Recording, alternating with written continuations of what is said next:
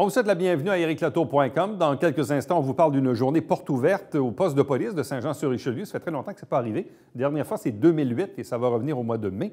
Mais d'abord, parlons de ces changements importants à l'International de Montgolfière de Saint-Jean-sur-Richelieu. Un investissement, mais aussi un décloisonnement.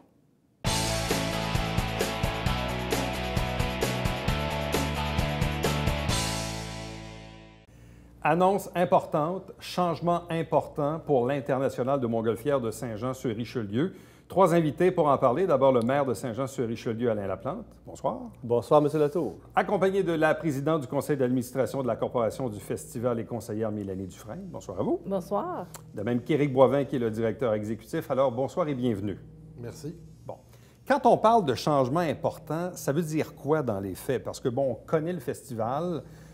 toujours un peu dans une formule habituelle de 9 jours à l'aéroport municipal. On comprend qu'il y avait des préoccupations à vouloir bénéficier du festival à l'extérieur du site et même à l'extérieur des dates. Bref, parlez-nous un peu du processus des derniers mois qui a amené la Ville, disons, à cautionner ce changement important. Dans le fond, ce qu'on souhaite, c'est d'utiliser notre International de Montgolfière, notre événement phare, de le déployer à travers toute la municipalité, mais également à travers toute la région, pour qu'à terme, Saint-Jean-sur-Richelieu devienne la principale destination touristique en Montérégie. Donc, dans le fond, ce qu'on souhaite, c'est venir décloisonner notre événement pour que l'événement sorte, de son site de l'aéroport, donc que la ville entière devienne montgolfière, mais aussi sortir de son calendrier de 9 jours pour que finalement, tout l'été, éventuellement, toute l'année devienne montgolfière. Bon, quand on dit décloisonner, c'est un grand mot, ça prend beaucoup de lettres, mais... Dans les faits, ça s'applique comment? On peut avoir l'intention d'avoir un festival qui dure plus que 9 jours ou qui se diffuse pas qu'à l'aéroport, mais ailleurs dans la ville. Mais comment on réussit à le faire dans le concret? Bien, si on regarde le 350e qu'on a fait avec toutes les activités d'animation qu'on a faites cette année-là, je pense que le Festival des Montgolfières a le potentiel de prendre ça en charge et d'animer la ville de Saint-Jean à l'année, mais toujours en naviguant sur la notoriété du Festival des Montgolfières, le branding Montgolfière. Donc, c'est sûr que pour terme, on fait des spectacles. Le Festival des Montgolfières est reconnu pour ses spectacles, donc pourquoi pas faire des spectacles en salle à l'année? Pourquoi pas se joindre aux étés chauds puis offrir des spectacles sous le nom du Festival des Montgolfières? Pourquoi pas avoir des montgolfières qui lèvent dans certains parcs pendant tout l'été? Pourquoi pas avoir un festival hivernal? Le décloisonnement du Festival des Montgolfières, c'est un peu ça. C'est de naviguer un peu sur la notoriété du nom du Festival des Montgolfières pour amener les gens dans notre région à l'année. Bon. Et c'est en partenariat avec les différents partenaires qui œuvrent déjà sur notre territoire. C'est exactement le mandat que nous avons donné à Éric Boivin, notre nouveau directeur général, justement d'aller à la rencontre des autres organisations et finalement, en collaboration avec tout le monde, bien, faire en sorte que notre ville rayonne davantage. Bon, Éric Boivin, quand on s'est vu, parce que ça ne fait pas encore un an que vous êtes en poste, l'idée, c'était de dire on a une marque de commerce qui est inestimable. En même temps, on a aussi le devoir de se réinventer, parce que forcément, après un certain temps, il faut un peu réinventer la roue. Bref, comment ce mandat-là a-t-il été reçu et comment on réussit de l'autre côté, donc, à l'exécuter dans les faits? Ça n'a pas été si difficile. Les constats initiaux étaient assez clairs. Il faut que le vaisseau amiral, qui est l'International des Montgolfières, joue son rôle de grand frère dans le milieu et pour toute la communauté événementielle, culturelle, et répartisse des retombées économiques aussi de la façon la plus équitable, la plus vaste possible. Une fois qu'on s'entend sur ces principes-là, on commence à travailler avec les acteurs impliqués, stabiliser le cadre financier, réfléchir au festival pour les 3 prochaines années. Les acteurs impliqués, au premier chef, c'est le conseil d'administration, ensuite le conseil de ville, et puis les partenaires du milieu. Ouais. Les partenaires du milieu, tourisme, Société du Vieux, sont très, très, très importants. On s'assoit avec eux, on regarde leur programmation, comment on peut la compléter, comment on peut vous appuyer dans votre mission. Il y a plusieurs volets concrets au décloisonnement. Par exemple, les fêtes de quartier prévues cette année, on va venir les appuyer, fournir du contenu événementiel pour les aider. On a, bon, vous avez vu dans les médias, les tournées dans les écoles, l'implication dans les événements en place, l'implication pour un été chaud. Bref, mettre les moyens de notre machine de production auprès de nos partenaires du milieu pour justement maximiser la marque Montgolfière et générer de plus en plus de bénéfices. Mais il ne faut pas non plus que l'événement fort sur le site de l'aéroport soit en reste dans cette stratégie-là. Lui aussi doit se renouveler. On s'en est parlé à ma première visite. Le volet ballon, il faut absolument protéger cette marque-là, réinvestir dedans. Donc, plus de ballons, plus de formes spéciales. On a des belles nouveautés cette année. 9 formes spéciales additionnelles. Le volet spectacle doit être renforcé et surtout mieux mis en marché. C'est un générateur de revenus important qui nous permet ensuite de financer notre appui dans la communauté aux diverses activités et l'ajout de nouveaux plateaux d'animation sur le site parce qu'il faut renouveler l'expérience des festivals. Et tout ceci s'accompagne d'un réinvestissement dans le festival parce que ça aussi, on l'a vu dans les dernières années, bon, il y a eu une météo un peu difficile, quelques déficits qui se sont accumulés. Et je comprends, évidemment, ce sont des deniers publics, donc il peut toujours y avoir un certain agacement là-dessus. Donc, qu'est-ce qui vous a convaincu, parce qu'on a vu la résolution qui a été votée au dernier conseil unanimement, qu'est-ce qui a convaincu le conseil de réinjecter de l'argent dans le festival? Dans le fond, on souhaite effectivement, comme vous le dites, c'est de l'argent public qu'on investit dans cet événement-là. Donc, le souhait du conseil municipal, c'est de s'assurer que ces sommes-là qui sont injectées dans notre milieu génèrent le maximum de retombées économiques pour l'ensemble des acteurs touristiques, l'ensemble des intervenants touristiques, l'ensemble des intervenants économiques. Donc, c'est pour cette raison-là que le Conseil a accepté cette année de verser 1,7 million de dollars dans l'événement 2019. Et je vous dirais, la semaine passée, suite à notre belle conférence de presse, la nouvelle a été extrêmement bien accueillie dans le milieu. Plusieurs nous ont contactés. Les gens aiment leur festival, les gens sont fiers de leur festival. Et là, on leur tend la main et les gens voient une opportunité et les gens nous offrent leur collaboration justement pour venir mettre leur épaule à la roue.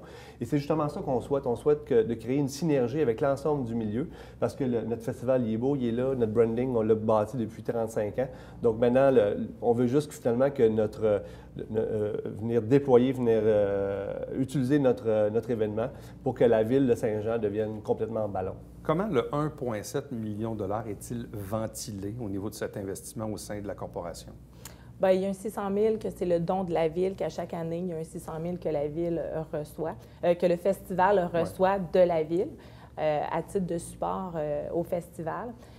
Après ça, il y a un 400 000 qui a été octroyé pour l'investissement sur nos plateaux. Donc, on veut renouveler nos plateaux, on veut attirer de nouveaux commanditaires, donc il faut se renouveler. Donc, on a eu un montant alloué à ça, puis on a eu un autre 600 000 pour différents investissements qu'on veut faire pour se renouveler, puis justement se décloisonner et travailler davantage avec le milieu. Bon, et ça, c'est un investissement, je présume, qui vous sourit à vous, à l'organisation. Qu'en est-il du support des commanditaires, oui, des privés, mais même aussi des gouvernements? Bon, la ministre Proulx, d'ailleurs, était à votre lancement la semaine dernière. Donc, qu'en est-il aussi de la collaboration du domaine du secteur privé et aussi de la part de nos gouvernements? Au niveau des gouvernements, la collaboration est excellente. On a déjà des liens assez forts, principalement avec Tourisme Québec et Développement économique Canada. Il faut comprendre que les gouvernements gèrent des programmes. Pour aller chercher des subsides, il faut se qualifier dans le développement du produit sur les programmes. La nouvelle vision apportée permet de réouvrir des possibilités d'aller chercher un peu plus de subventions au fil du temps grâce aux investissements qu'on s'en va faire dans l'international. Ça, c'est un.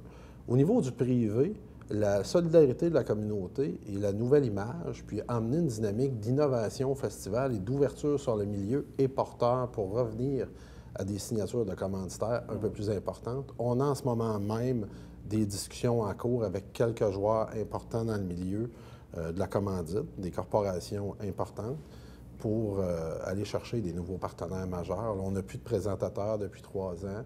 À titre d'exemple, ça en prend un. Commanditaire de scène à regagner. Alors, on est déjà en train de négocier pour aller en rechercher. Bon. Il y a aussi, de ce que j'ai compris, une nouvelle forme de gouvernance, parce que depuis la mise sur pied de la corporation en 92, au lendemain du mondial, on avait formé en gros une corporation municipale dans laquelle principalement il y a des élus du conseil et des fonctionnaires. Mais de ce que j'ai cru comprendre, c'est que c'est aussi le souhait d'élargir un peu plus le conseil d'administration? Tout à fait. Bien, à court terme, il n'y a pas de changement. C'est la même structure de gouvernance qui est maintenue pour l'édition 2019, évidemment.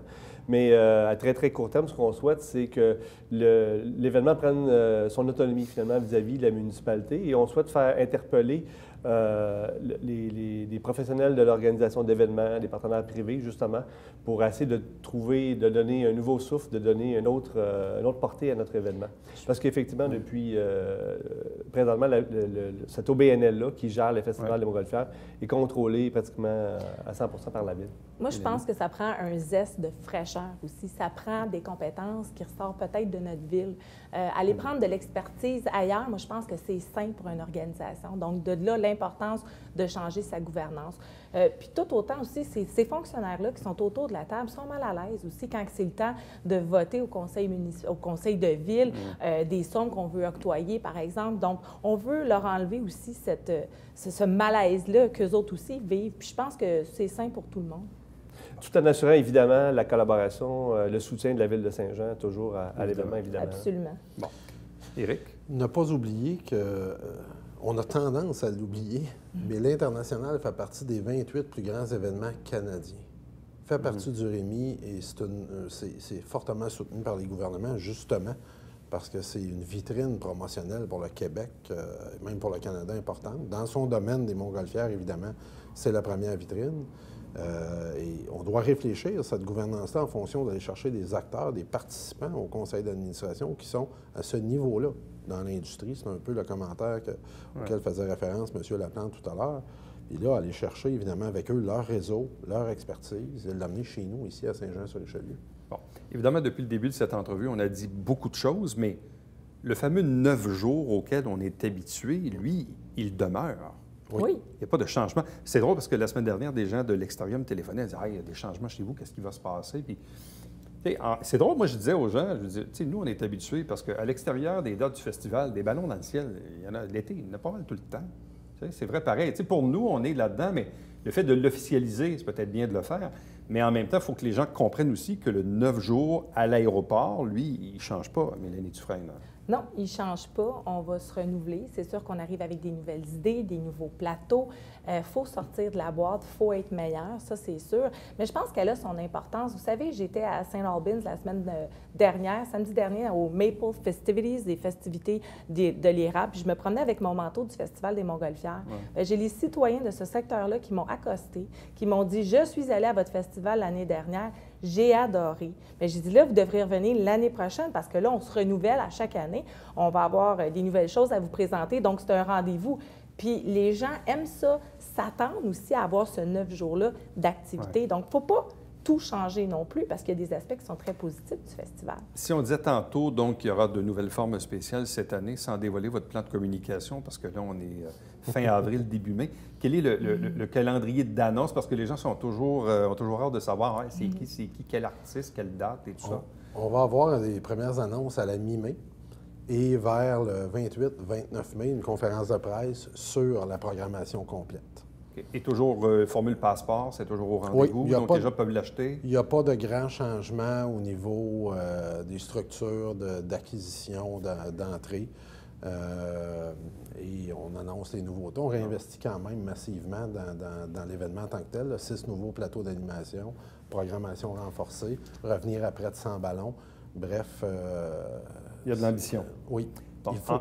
en terminant, M. le maire, parce que ça, c'est quelque chose qu'on a répété au fil des ans, de dire il faut que les Joannais reviennent au festival. Parce que c'est sûr que quelqu'un qui est allé pendant plusieurs années se dit « Ouais, mais je l'ai vu l'année passée, je l'ai vu l'année d'avant. Ouais, il faudrait bien que j'y retourne. Puis là, j'ai mis des enfants ou j'ai plus d'enfants. » Mais comment on fait pour recréer cette espèce de sentiment d'engagement et de fierté puis dire aux Joannais, bien, déplacez-vous, venez au festival durant ces jours-là? Bien, plusieurs aspects de réponse à votre question. Premièrement, on souhaite, en décloisonnant justement le festival, c'est le festival qui va aller vers les citoyens. Cette année, nous revenons avec la journée citoyenne, comme l'année passée, où on a offert une journée gratuite aux citoyens pour venir visiter le site à l'aéroport. Et ça l'a permis, on a eu un grand succès, ça l'a permis aux Joannais, justement, qui n'étaient pas venus depuis de nombreuses années, de voir toutes les nouveautés, toute la fraîcheur du site. Et l'année passée, les visiteurs ont passé de 300 000 à 400 000 visiteurs. Donc, c'était très, très apprécié. Cette année, on souhaite faciliter justement la mécanique là, pour obtenir les billets, pour pouvoir venir assister. Donc, on revient à la charge avec ça pour inviter les Joannais à se réapproprier leur événement. Mais on souhaite aussi, par notre ouverture, notre vent de changement, être plus attractif, et ça tout au long de l'été. On souhaite que les gens viennent nous visiter, non pas seulement durant les 9 jours, mais viennent nous visiter tout l'été. Et évidemment, durant les 9 jours, il y aura une concentration d'événements, mais c'est tout au long de l'année qu'on veut être attractif. À vous trois, merci beaucoup. Puis Merci. bonne chance, au plaisir de se revoir. Merci à vous. Merci. Restez avec nous, puisqu'au retour, on vous parle de la journée porte ouverte le samedi 11 mai au service de police de Saint-Jean-sur-Richelieu.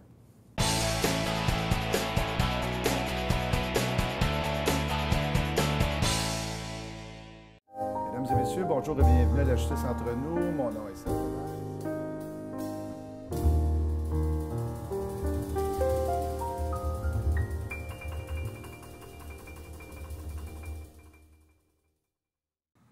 Salut, ici Alexandre Baudouin. Et François Trépanier. François, cette semaine à Sport Express, tout un show. PCO et Destro, nos deux vedettes joannaises, sont avec nous. Toi, tu as fait des crêpes en fin de semaine? Ouais, des crêpes roulées. Merci à PCO. Et Destro.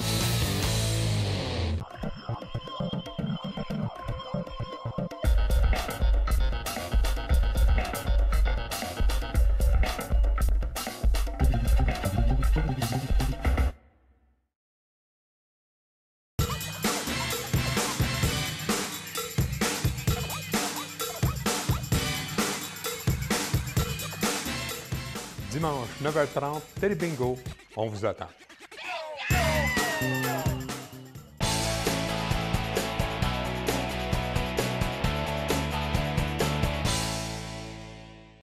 À inscrire à vos agendas, samedi, le 11 mai, de 10h30 à 16h, journée porte ouverte au poste de police de Saint-Jean-sur-Richelieu, au 325 de la rue MacDonald.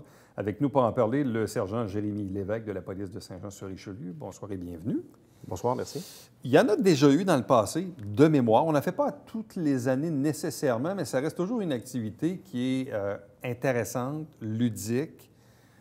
Même pour les adultes, oui, mais même des fois quand on a des enfants, peut-être pas trop jeunes non plus, mais pour avoir conscience de visiter les installations d'un service de police. C'est toujours quelque chose d'un peu mythique là-dedans. C'est toujours spécial. Les adultes, autant que les enfants, souvent les enfants, même plus jeunes, peuvent trouver leur compte.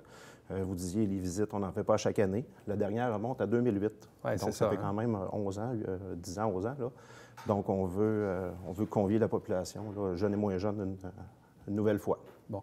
Avez-vous procédé, ou je pense que vous allez procéder à certaines modifications physiques des lieux, mais ça, c'est pas fait encore, je pense. Les modifications physiques au niveau du hall d'entrée, de l'entrée du service de police, ça s'en vient là, plus au printemps. OK. Donc, quand les gens vont arriver là, le samedi matin, 11 mai, bon, on connaît le Bougainvilliers, on connaît le poste de police, mais une fois qu'on rentre à l'intérieur, bon, certains sont déjà allés peut-être dans le cubicule d'accueil, qui est une salle d'attente, dans le fond, puis bon, le sergent est là avec, évidemment, pour les opérations, la vitrine et tout ça. Mais une fois qu'on dépasse l'aire d'accueil, qu'est-ce qu'on voit dans le poste de police?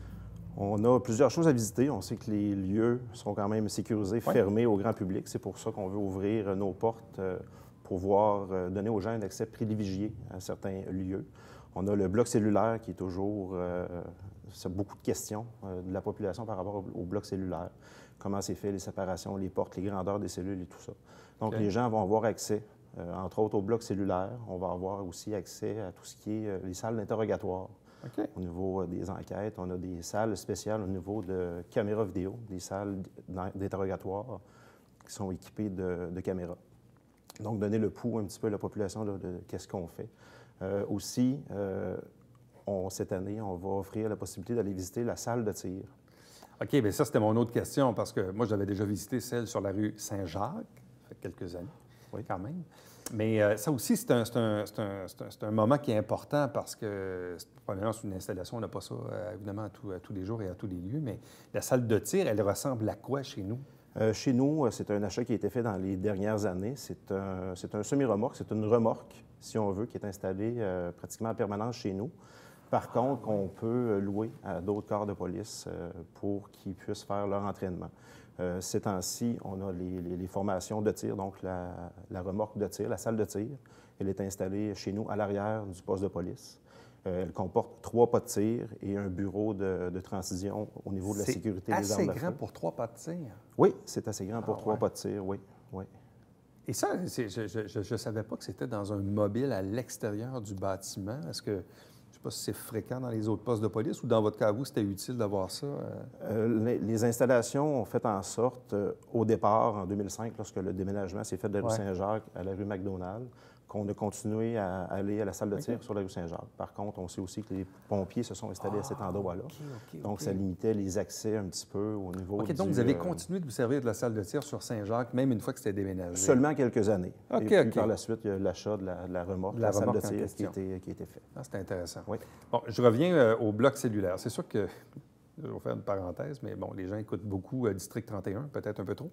Mais les blocs cellulaires ou les salles d'interrogatoire, est-ce que ça ressemble physiquement un peu à ce que les gens peuvent voir dans ce genre d'émission-là? Oui, ça ressemble. C'est dans les émissions qu'on peut voir là, de ces temps-ci, c'est quand même réel.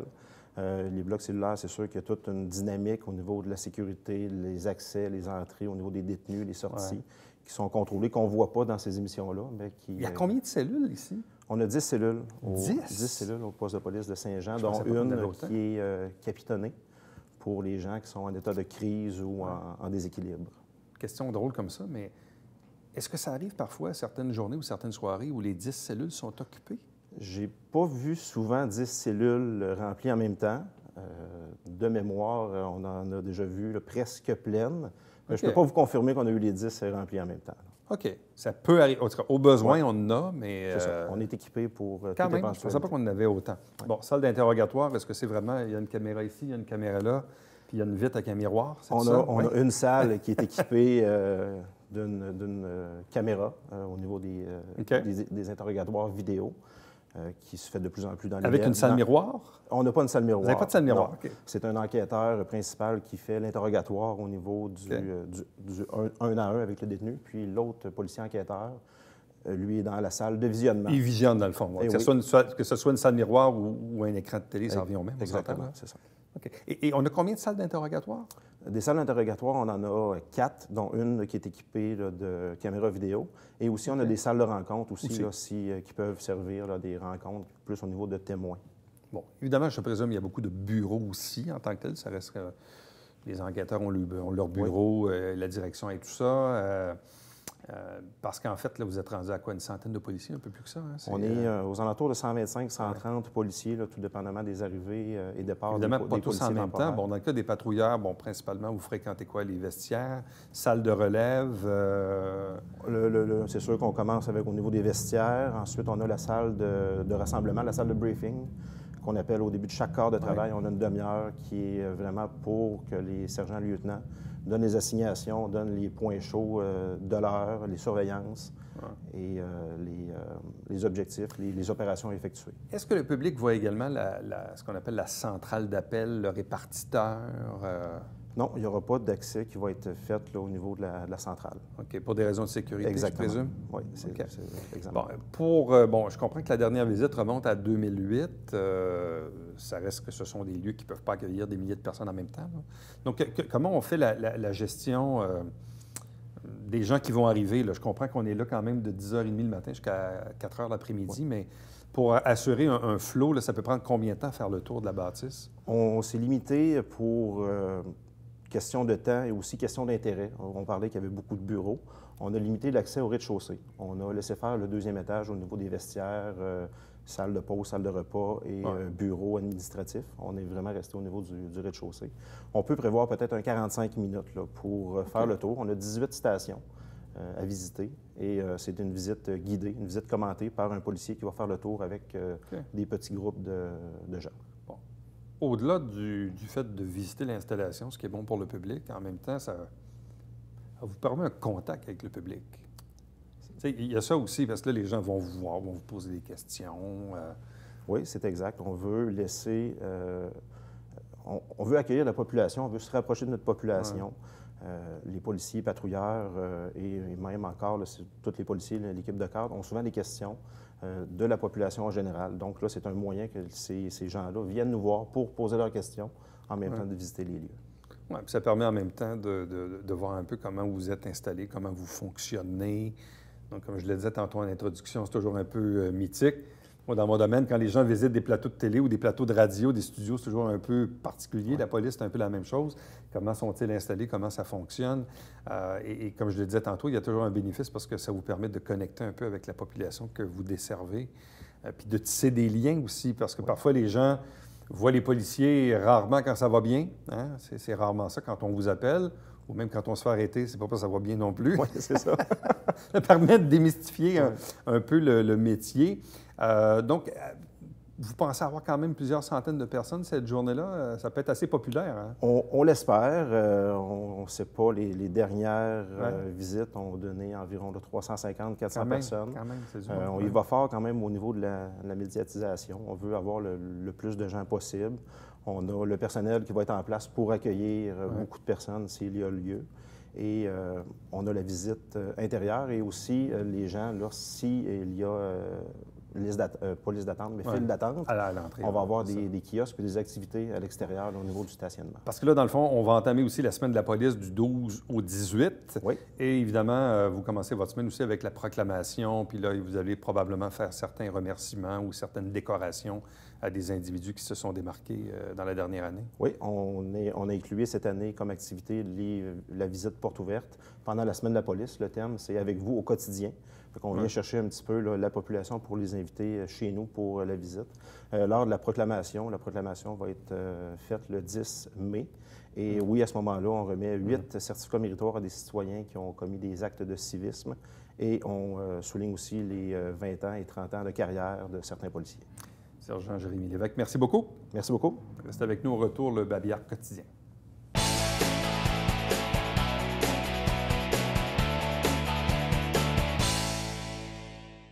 7 octobre au 30 avril. Ce sont les dates à retenir pour l'installation des abris d'auto à Saint-Jean-sur-Richelieu. Les dates ont changé, le règlement a changé.